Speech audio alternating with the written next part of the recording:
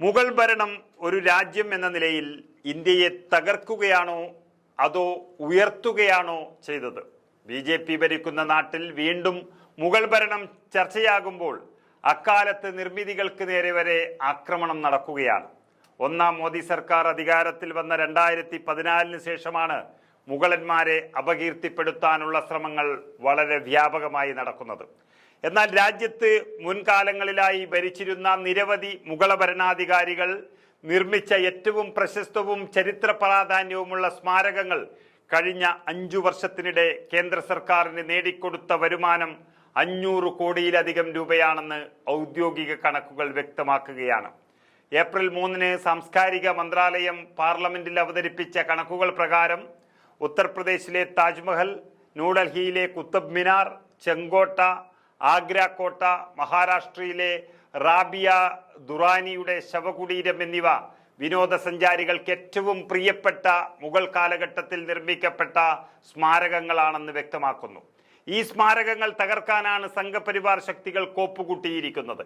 2019 മുതൽ 24 വരെയുള്ള 5 വർഷങ്ങളിലായി ഈ സ്മാരകങ്ങളിലേക്ക് ടിക്കറ്റ് വിൽപ്പനയിലൂടെ കേന്ദ്ര സർക്കാർ കണ്ടെത്തിയത് 548 കോടി രൂപയാണെന്ന് കണക്കുകൾ വ്യക്തമാക്കുന്നു. കൂടാതെ സ്മാരകങ്ങളിലെ വിവിധ മേഖലകളിലായി നിരവധി ആളുകൾക്കാണ് തൊഴിൽ ലഭിച്ചിരിക്കുന്നത്. എന്നാൽ ഈ സ്മാരകങ്ങളുടെ നിലനിൽപ്പിനും മറ്റുമായി ഇന്ത്യയുടെ ആർക്കിയോളജി വകുപ്പ് ചിലവഴിക്കുന്ന തുക വളരെ കുറവാണെന്നും കാണാം.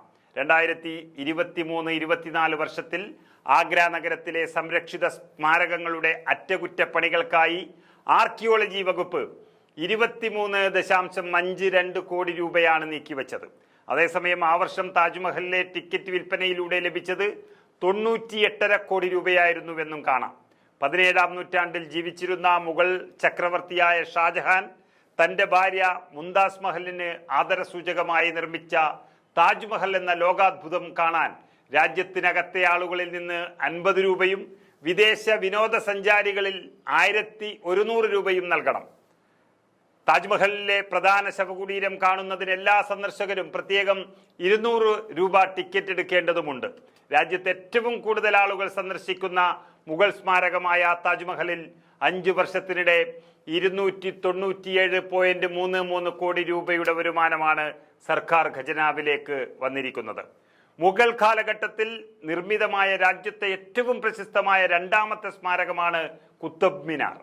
ഔദ്യോഗിക കണക്കുകൾ പ്രകാരം 5 വർഷത്തിനുള്ളിൽ 92 ലക്ഷം വിനോദസഞ്ചാരികളാണ് കുത്തബ് മിനാർ കാണാനെത്തിയത്. 63.5 കോടി രൂപയുടെ വരുമാനമാണ് സ്മാരകത്തിൽ നിന്നും ലഭിച്ചത്. എല്ലാ വർഷവും സ്വാതന്ത്ര്യ ദിനത്തിൽ ഇന്ത്യയുടെ പ്രധാനമന്ത്രി പതാക ഉയർത്തുകയും രാജ്യത്തെ അഭിസംബോധന ചെയ്ത് സംസാരിക്കുകയും ചെയ്യുന്ന ഈ രാജ്യത്തെ ഏറ്റവും പ്രശസ്തമായ 3ാമത്തെ മുഗൾ സ്മാരകമാണ് ചെങ്കോട്ട. ഔദ്യോഗിക കണക്കുകൾ പ്രകാരം 5 വർഷങ്ങളിലായി ഏകദേശം 90 ലക്ഷം വിനോദസഞ്ചാരികളാണ് ആ കോട്ട കാണാൻ എത്തിയിട്ടുള്ളത്. 54.5 കോടി രൂപയാണ് കഴിഞ്ഞ 5 വർഷത്തിൽ ആ ചെങ്കോട്ടയിൽ നിന്നും കിട്ടിയ വരുമാനം. 1639 മുഗൾ ചക്രവർത്തി ഷാജഹാൻ കമ്മീഷൻ ചെയ്ത ചരിത്രപ്രധാനമായ ഈ കോട്ട 2014 മുതൽ ടിക്കറ്റ് വിൽപ്പനയിലൂടെ 10 വർഷത്തിനിടെ 140 കോടി രൂപയുടെ വരുമാനം നേടിയതായും കാണാൻ സാധിക്കും.